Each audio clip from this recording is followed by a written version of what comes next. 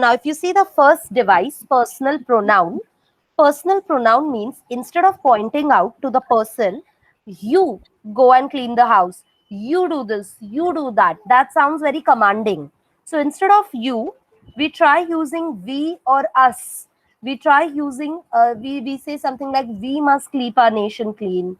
We must maintain the cleanliness in our house. We must not promote deforestation, all of that. So when we use we or us, we try to include our audience along with us. It is known as personal pronoun usage. Utilization of we, us, or our. All types of personal pronouns is basically one of the most important persuasive device. Moving ahead with the second one, emotive language. When you try to emotionally arouse your reader, when you make your reader really feel something. Example, I say, just the other day I saw a small little puppy crushed by a truck. So friends, next time, if you want to buy a pet, let's adopt them from the streets. Don't go to a store that way. So I try to make the thing so emotional. And at the end, I say how instead of going to the store, it is better to go to a to basically adopt pet from the streets. That's emotive language.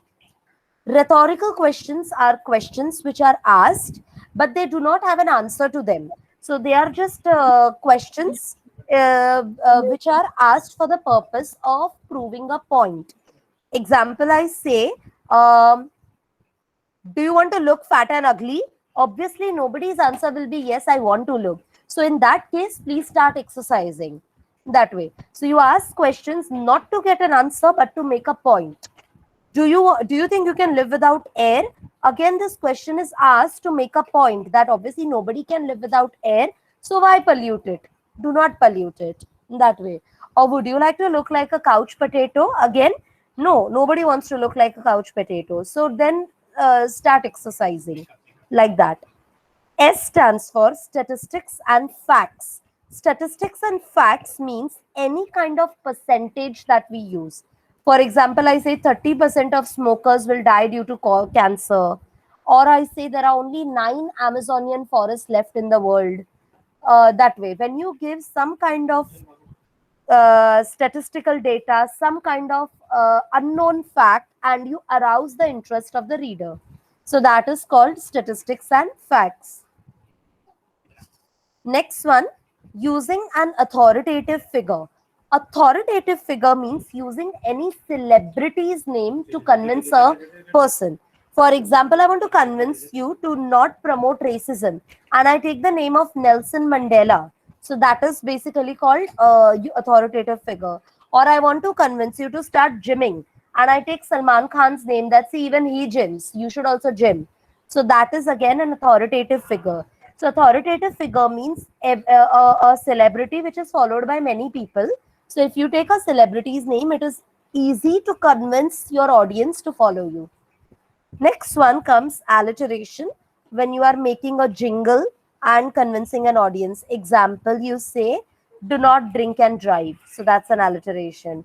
Or you say, go green. Go green means plant more and more trees. So that's again an alliteration that way. Next one, declarative statement, which means you use proverbs or idioms to convince an audience to follow you. Proverb as in honesty is the best policy, united we stand, divided we fall. All kinds of such proverbs are your declarative statement. Exaggeration means when you exaggerate on a particular concept. Example, there'll be a day when gold prices will touch the sky. Are they actually going to touch the sky? No, so that's an exaggeration. Or I say there'll be a day when we can only see animals on internet. There'll be no real animals. Again, this is an exaggeration because I'm promoting do not hunt. Like do not hunt animals, otherwise actually such a day will come. Repetition. Repetition means repeating of words or repeating of phrases. Like I say, save nature, save wildlife. Or Britannia's ad says ting, ting, ting. So that's a repetition when you're repeating a particular word to make it more interesting for the reader. Last but not the least is triple structure. When you use 3 words or 3 phrases back to convince the reader. three words or three phrases are used back to back to convince a reader. Example, I say, I'm not going to eat khichdi today. Why? Because it is tasteless, it is colorless, and it is homemade, and I don't want to eat homemade food today. That way. So when I use three words or three phrases back to back, that will be called a triple structure. Best way to remember this is using the acronym Persuader. If you see this, Persuader, Persuader, and of course triple structure is a little separate from that. So if you use this acronym, it will be simple for you to remember these devices. Now, I'm giving you one example of each device on your screen. I want you to see the example, but not use the same example.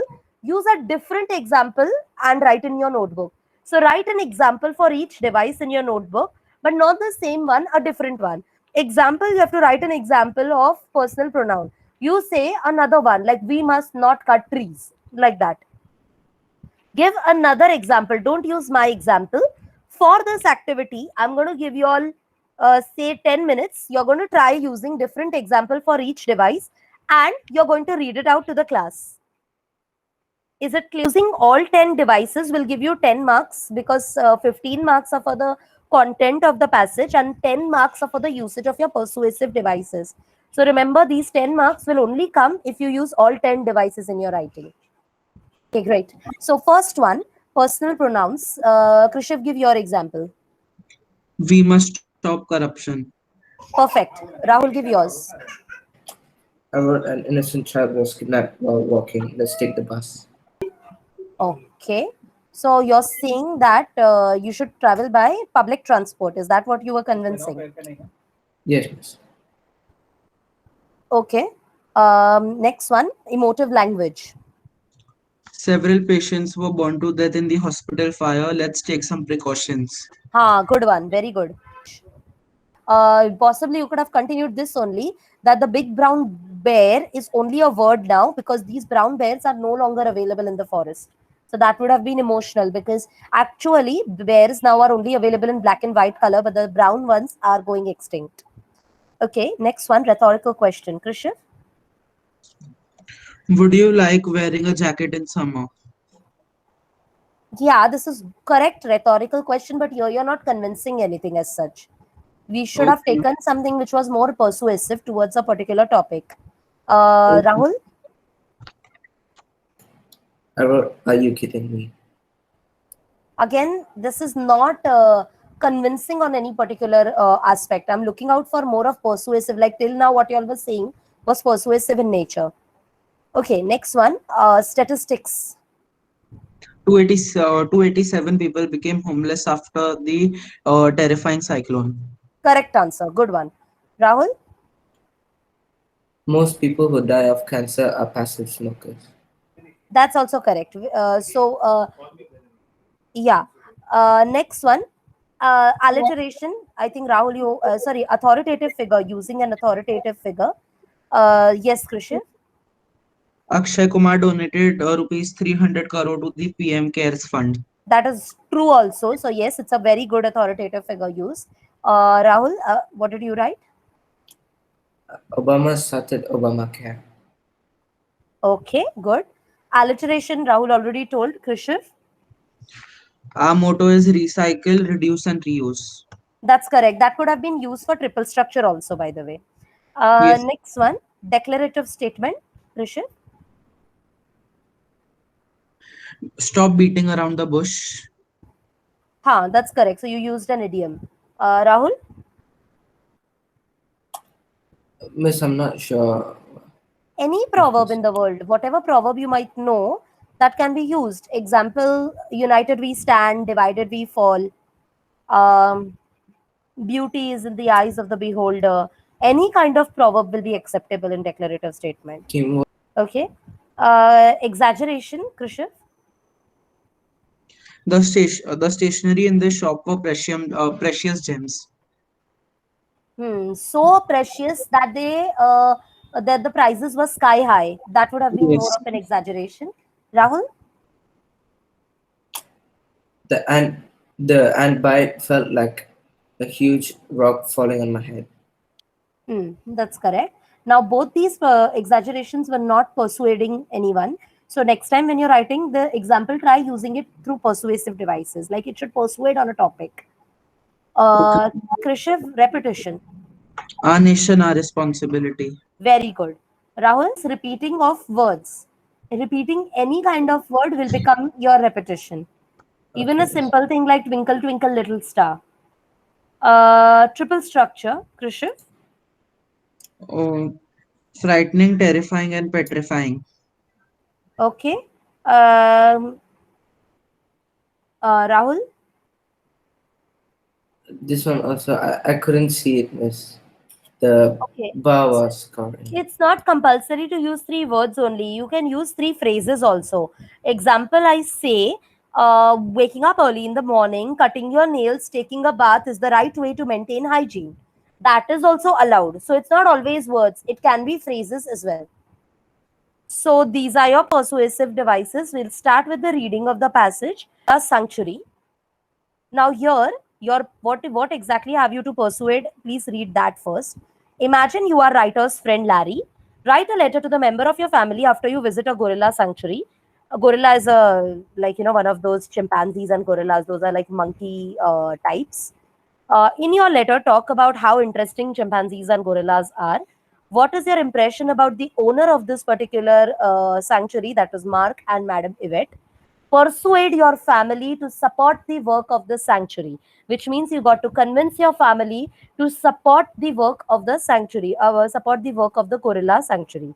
So now in the passage, you have to find points which will help you to convince your family as to how interesting gorillas are and why should they not become extinct. So it's all about animal caring. Let's start with the reading of the passage. In this passage, the writer recounts his visit with his friend Larry to a gorilla sanctuary in the Republic of Congo, which is run by Yvette Leroy. Yvette Leroy is the name of the person who is the founder of this sanctuary. This animal sanctuary is in Republic of Congo. That's the name of the place. And it's the writer and his friend Larry who goes to this animal sanctuary. Let's start with the first part. Rahul, please start reading the first three paragraphs. Okay, miss. A young sprawled in a wicker chair. A small chimpanzee wearing a nappy clung to his chest. Hi, he said, somnolent with motherhood. Miss, what's that word? Yvette. Yvette is the name of the Yvette. owner. Okay. Yvette is expecting you. I'm Mark, and this is Max. He's a young pygmy chimp. Max, hearing his name, detached a long black right arm from the hugging position and with the delicate fingers of a dark brown hand tousled Mark's hair. All right, so in this paragraph, we see that when they entered the sanctuary, there was a young man sitting on a chair with a small chimpanzee, which he was holding in his hand. The chimpanzee was wearing a nappy. You know what does that tell you? That they treat these animals exactly like how we treat human babies. They do not differentiate between these animals. They treat them same like human babies, making them wear nappies and even loving them because see, this animal is clinging to his chest. Hi, he said, somnolent with motherhood. So, this man is all about loving and caring the chimpanzee. Now, this is one thing you should write in the letter, that the people who are working in this sanctuary are full of motherhood. They love the chimpanzees, they make them wear diapers also. Now, it's a young pygmy chimp. Pygmy is a category of chimpanzee. Max was the name of the chimpanzee. When he heard his name, he said a hi. Like, he waved his hand and he said a big hi. It's a dark brown hand and a tushled mark. So basically, Mark has very delicate fingers with a dark brown hand, and he's sitting on Mark's lap. So Max is the name of the chimpanzee who is sitting on Mark's leg, like on lap, that way. So it's one thing what we notice about this chimpanzee. If he hears his name, he says a hi, which means chimpanzees are very, very intelligent. Chimpanzees are equally as intelligent as humans are. You can write that in the letter. So that is also one of the reasons that their population should be saved from getting extinct. This is the first chimp I've ever seen, said Mark, easing Mac's thumbs out of his ear. They are very rare. They live only in Zaire, south of the river. He was bought in by the Forest Service. Someone was trying to sell him as a pet in the market. It's the babies we get, almost always gorillas. The hunters in the forest kill their mother and takes the baby back to his village for the children to play with. Very occasionally, one is rescued and is sent to us, but it's hopeless. They arrive with mashed wounds, dehydrated, and dysentery, their stomachs full of earth they've scraped up in the village because they were starving, parasites of all kinds, and gorillas are sensitive, full of emotion. They've watched their mothers die in front of them. They are traumatized, and if they don't die of disease, they die of grief. They just lose the will to live. They refuse to eat. 27 gorillas have arrived in the last 2 years, and only four are still alive. All right. And, So, yeah, sorry. Continue next para also. and pygmy chimps, asked Larry, do they die of grief? All right. So in this paragraph, we see a lot of emotive language used. If you see, a lot of horrible things happen to these gorillas. So they are never allowed to live quietly in the jungle. There are poachers who hunt them. Some are killed, obviously. Some are taken away from their mother. So how are they taken away? The mother is killed and the baby is separated from its mother, because of which baby becomes mentally so traumatized, so affected, that it dies out of grief only. And if that doesn't happen, the baby starts eating mud out of anger and depression, and it dies out of some kind of disease or parasite because of eating so much of mud. These chimpanzees which survive are sold to the village kids like a gift, enjoy with them, because how those people have those monkey shows. So they are sold in zoos, they are sold to the village kids, and there these chimpanzees have to suffer a lot. In fact, if you all know, there are some places where they are eaten up also, the meat is eaten up as well. So these chimpanzees have a very horrible life, and this particular sanctuary wants to save them from this horrors of life, and they try to make them feel better. So the chimps which are separated from their mother, chimps which are completely full of sadness, they bring them to the animal sanctuary, they give them toys to play with, they love them, they take care of them, they give them food to eat, they fund a lot of money from all kinds of visitors, so that these chimpanzees and gorillas get a better life, so that they can live at least a normal life of a monkey. Although of course they don't get their mother back, because that the mother is dead, but they get so much of love that they end up forgetting. That is what the target of the sanctuary is. So this is how horrible their life is. You can use this paragraph for your emotive language. Try to make it emotional when you write it in a letter form.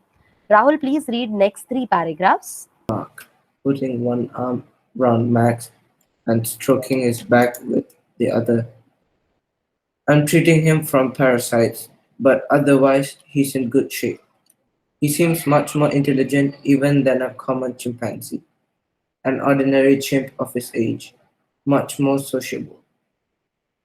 Very little's known about pygmy chimps. Are you a zoologist? Asked Larry. No, but I'd like to be. I'm here to set up a new gorilla orphanage for a friend in the grounds of Brazzaville Zoo.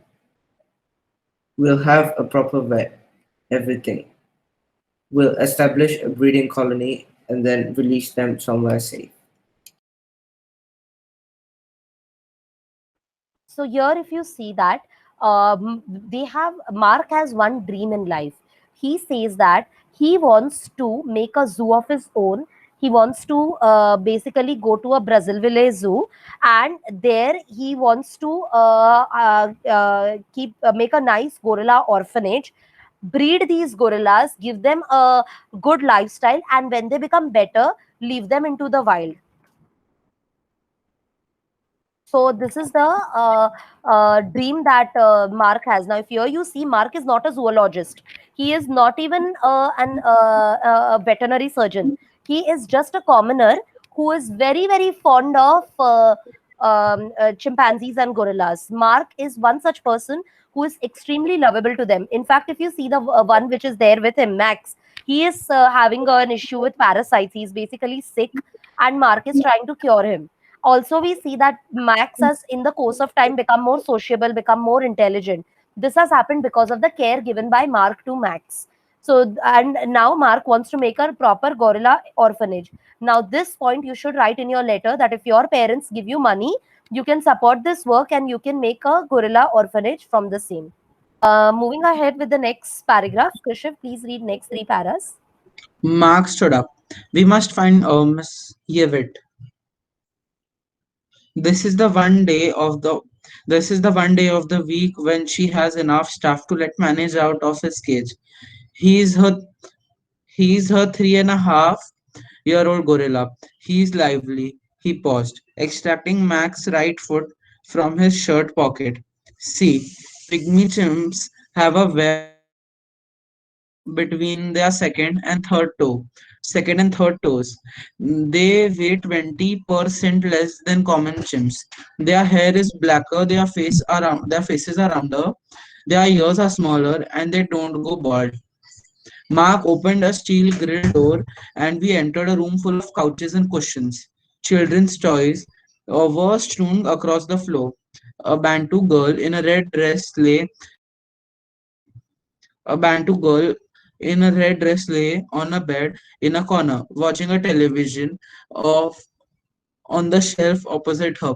A very small, very still gorilla snuggled against her stomach. This is Albertine Nadolkian, said Mark, introducing us. She looks after one very sad, sick gorilla, 18 months old. All right. So here in this paragraph, we see that Madam Yvette, who is the owner of this particular gorilla sanctuary, is a very, very hardworking person. Magne is the name of a gorilla. He's a 3.5 years old gorilla. He's very violent. He's very, very lively. He's very enthusiastic. But in spite of him being violent, Madam Yvette does not keep him all the time in the prison. She allows him to come out and she allows him to roam around very, very normally how other chimps roam around. So, in spite of him being excessively a nuisance, he really breaks a lot of things in the sanctuary. He is very, very violent. He attacks people. In spite of that, people understand the importance of freedom. And that's the reason they don't keep him in the zoo, I mean, in the prison all the time. Now, Mark opened the steel door from where there was a girl who was taking care of a small little gorilla. Now, this gorilla was very sad and very sick, and this girl was taking care of her. If you see that room, it had a lot of cushions and toys. That tells you that they treat gorillas just like human kids, and they give them a lot of toys to come out of their loneliness, to come out of their sadness. Rahul, please continue next two paragraphs.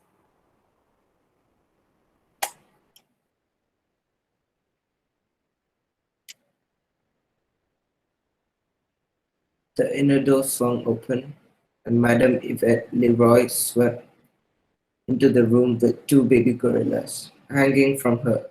Quick, she said, bring some chairs. The guards are about to release Magne in the garden. He's lively, sit quietly, stay in your chairs, and whatever you do, don't look into his eyes. Gorillas never stare at each other. It's a threat.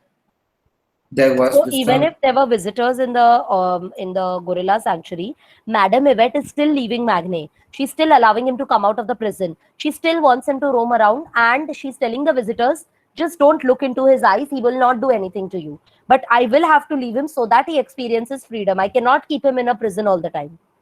Continue.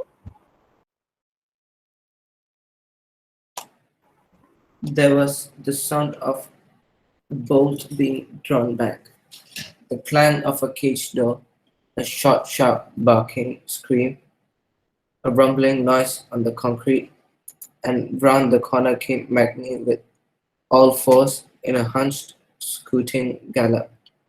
Big and grey, Magni slapped Yvette on the back, detached the two screaming baby gorillas, roughed them up a bit, banged his chest, tore at the grass, and with a sideways glance moved towards the newcomers.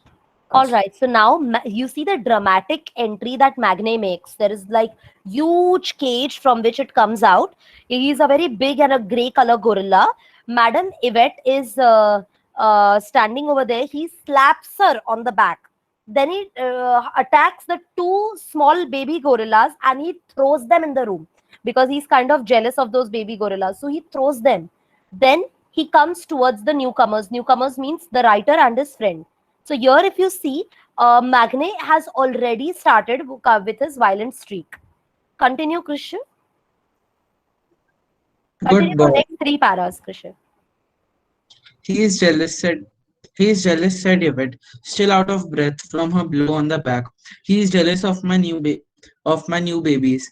At that moment, Magne's knuckles arrived on my thighs, followed by his big black man-like feet as his hands moved up to grip my shoulders. So Good boy. gorillas also have this human trait of jealousy. When they see other gorillas are loved, they become a little jealous and they do not like it. Same like humans they are. And now this Magne comes to the writer's shoulder. Let's see what he does to the writer. Please Good boy, continue. I said. Good boy, I said, made stupid by the weight, the solidity of him, the rank musk of bristly chest hair. I put both hands up and pushed with all my strength against the surge of muscle. Without effort, he pressed closer, brought, uh, brought his shiny black face close up to mine, and opened his mouth. I was conscious of two upper canines as big as marlin spikes, a a pink carven tongue, grinders spit, a smell as sweat as cow's breath, and then he bit my ears carefully, first one side and then the other, growling maniacally the while. A growl which varied in pitch and tempo, as though he were engaged in a very fast, aggrieved conversation with himself. Satisfied that the satisfied that he had improved my manners and taught me not to stare, Magne paused and looked about his kingdom. Okay, so here we see that he came close to the writer. He smelled him kind of, he growled. He came very, very close, like this close to the writer. And then he did not do anything. He just taught the writer to never stare. And then he started roaming around in his kingdom. Now, with this, we come to the question. Imagine you are the writer's friend, Larry. You're writing a letter to your family member, consider it your mother, and you are basically writing about your visit to the gorilla sanctuary. What were the chimpanzees and gorillas like? How interesting they were? How was the character of Mark and Madame Yvette? How will you persuade your family to support the work of the sanctuary? So first we start with the Miss first, yeah, Miss Mark is the gorilla or the caretaker? the caretaker. Gorilla's name was Max. Okay. So start with your dear mom or dear dad, whomsoever you are writing this letter to. Please write in your notebook, dear so and so, comma.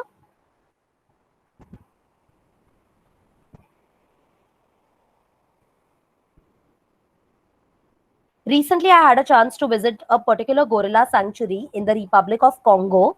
I really thought it will be a fun time, but I got a lot of lessons to learn in life. I am writing this letter to share that with you. Okay, so give a very short intro, very, very short intro as to why have you written this letter? What is your agenda of writing this letter? Around about 30 words. I'll give you 3 minutes. Please start. I'll move ahead with the next one. Miss, Uh, can I read it? yeah, okay, read it. But I would want to still see the whole letter also. Yeah, please read. Yes, yes, of course. As you all know, I am an animal lover and visit wildlife. As you know, I'm an animal lover and visit wildlife sanctuaries on holidays. And this time I visited the gorilla sanctuary in the Republic of Congo. I thought it would be a fun time, but an animal who could not speak taught me many things. Which, not who. It'll be which. Animal which could not speak. Taught me many things. Yeah, Krishav done? Yes, miss. Okay. Now, what makes these chimpanzees and gorillas interesting? Okay. Now, here you can write a lot of things. I want at least 5 points. So I have written in your chat box that they are just like cute little babies. They wear nappies. They have attractive features. They are very intelligent. They are so social. They say, when I met Max, he actually waved to me. Mom, I was so happy to see it. And then I met Magne. What a strong chimpanzee. I thought he's going to kill me. But no, he just was as affectionate as other chimpanzees were. In fact, he has a little bit of jealousy and pride also, just like how humans have that way. So try writing minimum 5 qualities of these chimpanzees. Paragraph number 2, leave a line and start. So write about different things that attracted you towards these chimpanzees and gorillas. See the points in the chat box. Are they visible? Krishiv, can you see the points in the chat box? Yes. Okay. Rahul, even you can see? Rahul? Yes, miss, I can see. Okay. Just if you all can pause for a minute, I would like to discuss the other 2 paragraphs also. Para number 3, we have to write about the qualities of Mark and Madam Yvette. Now, for Mark, talk about how he wants to open an orphanage and he wants to cure all the chimpanzees and the gorillas. Talk about the very sad story of these chimpanzees and gorillas and how much they have to suffer, how much Mark takes care of them. Even talk about Madame Yvette, how energetic lady she is. She allows Magne to come out. She, even after Magne slapping her, she does not feel bad. She laughs with those chimpanzees. She tries to cure them. She has these sanctuary full of toys so that the chimpanzees can enjoy. So talk about the character traits of Mark and Madame Yvette in your 3rd paragraph. 4th paragraph, how can your family support? Okay, so first way they can support through money. Second way, maybe they can buy diapers for the chimpanzees. Third, they can help the chimpanzees to be returned to the wild, that is to the jungle. Fourth, they can adopt one animal and support its food and everything. Adopt as in provide money for at least one chimpanzee every year and give him food and everything, whatever it requires. Or arrange a veterinary doctor to visit the sanctuary. So write at least 5 things that you feel your family can do to help the family, to help the sanctuary. For all these 3 paragraphs, you have to use the 10 devices that you were taught.